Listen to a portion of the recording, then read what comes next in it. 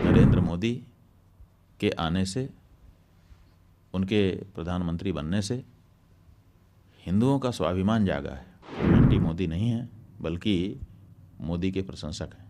इतना हिम्मती और हिंदुओं के पक्ष में दृढ़ता के साथ खड़ा रहने वाला कौन सा दूसरा प्रधानमंत्री अभी तक आज़ाद भारत में हुआ है, बताओ ना। सच बात यह है कि नरेंद्र मोदी के आने से, उनके प्रधानमंत्री बनने से हिंदुओं का स्वाभिमान जागा है। और हिंदुओं का जो स्वाभिमान जागा है, ये कोई छोटी बात नहीं है। कही है कि हम एंटी मोदी नहीं हैं, बल्कि मोदी के प्रशंसक हैं। और इसलिए प्रशंसक हैं क्योंकि इतना हिम्मती और हिंदुओं के पक्ष में दृढ़ता के साथ खड़ा रहने वाला कौन सा दूसरा प्रधानमंत्री अभी तक आज़ाद भारत में हुआ है, बताओ ना।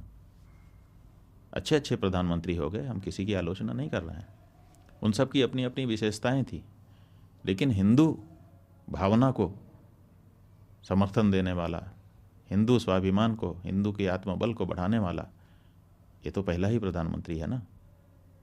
और हम एक हिंदू होने के नाते एंटी कैसी बात करते हैं। आप लोगों को तो केवल यही धुन है, एक ही एजेंडा आप लोगों ने बना लिया है मीडिया ने, कि बस एंटी मोदी सिद्ध कर दो। आप ये बताइए कि जब इन्हीं प्रधानमंत्री के द्वारा, इन्हीं के गृह मंत्री के द्वारा धारा 370 समाप्त की गई, क्या उसका स्वागत हमने नहीं किया? नागरिकता कानून लाया गया, क्या उसके बारे में हम लोगों ने अच्छा नहीं कहा? समान नागरिक संहिता की जब बात की जाती है तो अपनी जो हमारी धार्मिक चिंताएं हैं उनको व्यक्त करते हुए क्या हम उसका स्वागत नहीं करते हैं?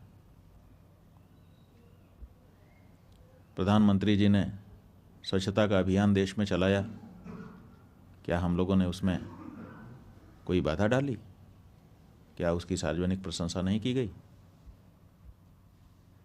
श्री राम जन्मभूमि के निर्णय के आने के बाद किस तरह से लॉ एंड ऑर्डर को पूरे देश में मेंटेन किया गया, किसी प्रकार का कोई दंगा फसाद नहीं होने दिया गया, इतने बड़े निर्णय के आने के बाद भी ये जो उनका प्रशासन के संचालन का कौशल था, क्या इसके बारे में हम लोगों ने सार्वजनिक रूप से प्रशंसा नहीं की?